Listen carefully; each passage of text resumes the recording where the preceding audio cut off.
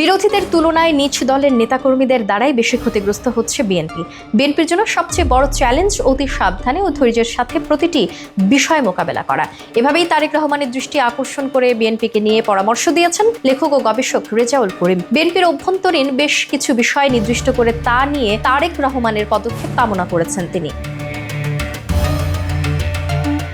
বলেন, বাংলাদেশের জাতীয়তাবাদী দল বর্তমানে এমন একটি প্ল্যাটফর্মে দাঁড়িয়ে আছে যেখানে দলের প্রকৃত শত্রু বা বিরোধীদের তুলনায় নিজ দলের নেতাকর্মীদের দ্বারাই বেশি ক্ষতিগ্রস্ত হতে হচ্ছে। উদাহরণ হিসেবে তিনি বলেন, একজন নেতা দলীয় কার্যক্রম থেকে সরে গিয়ে তার পছন্দমতো প্রতিষ্ঠান বা এলাকায় আধিপত্য বিস্তারের জন্য একই দলের অন্য নেতার বিরুদ্ধে মিথ্যা অপবাদ মিডিয়াতে অপপ্রচার করেন, যাতে অভিযুক্ত ব্যক্তির বিরুদ্ধে দল থেকে বহিষ্কার বা তার বিরুদ্ধে কোনো সাংগঠনিক অ্যাকশন নেওয়া হলে তিনি স্বাধীনভাবে সবকিছু তার দখলে নিতে পারেন। এমনকি এসবের জন্য অনেকে দলের ভারপ্রাপ্ত চেয়ারম্যানের আশেপাশের লোকজনের কান ভারী করেন বলেও উল্লেখ করেন তিনি।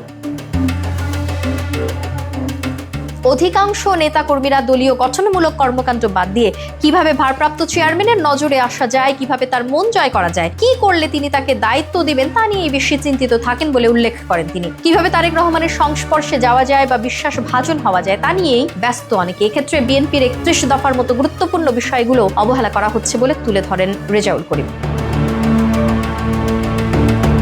বিএনপিতে বর্তমানে অতি যোগ্যতা এক ধরনের অযোগ্যতা কারণ বলে উল্লেখ করেছেন রেজা। বলেন, অতি যোগ্য ব্যক্তি অযোগ্যদের জন্য সবচেয়ে বড় হুমকি, আর এদেরকে ঠেকানোর উত্তম হাতিয়ার হচ্ছে সোশ্যাল মিডিয়া, যেখানে পিনাকি, ইলিয়াস হোসেন, জুলকার নাইন, সাইরের মতো অনেক বড় মাপের ইনফ্লুয়েন্সাররা আছেন যাদের বিশাল ফ্যান বেস আছে, তাই তারা জাস্ট একটা পোস্ট দিলেই সব শেষ।